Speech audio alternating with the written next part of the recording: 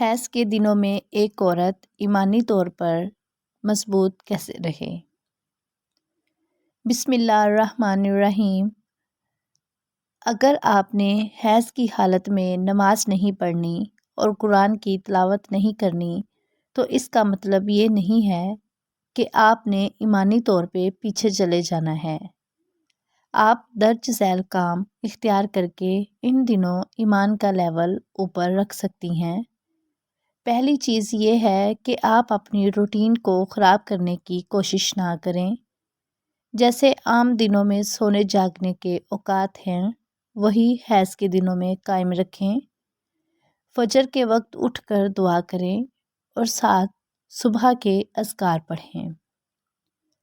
سارا دن کام کے دوران ذکر آپ کرتی رہیں۔ زیادہ وقت ہے نماز کے اوقات میں ذکر زیادہ کرنا شروع کر دیں۔ مختلف اذکار مکمل خشوع خضوع کے ساتھ کرنے کی کوشش کریں۔ شام کے اذکار کی حفاظت کریں۔ قرآن کی تلاوت کسی ایک نماز کے وقت میں ضرور سن لیں۔ کسی دوسری نماز کے وقت میں کچھ موٹیویشنل لیکچر، کچھ اسلامک ویڈیوز دیکھ لیں، کوئی اسلامک بک پڑھ لیں۔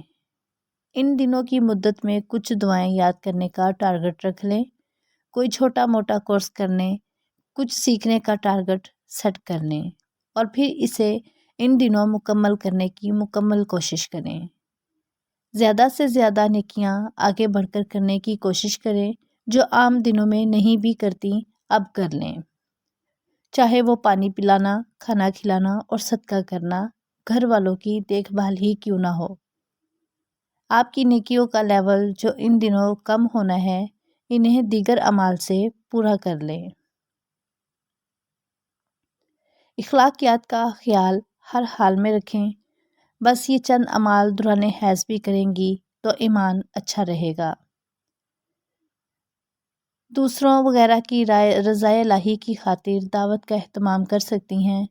کچھ بھی اچھا کر کے نیکیاں بڑھا سکتی ہیں۔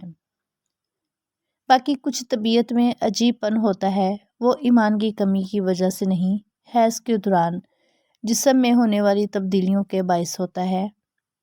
اس سے پریشان ہونے کی بجائے اس سچویشن سے صبر سے گزرنا چاہیے۔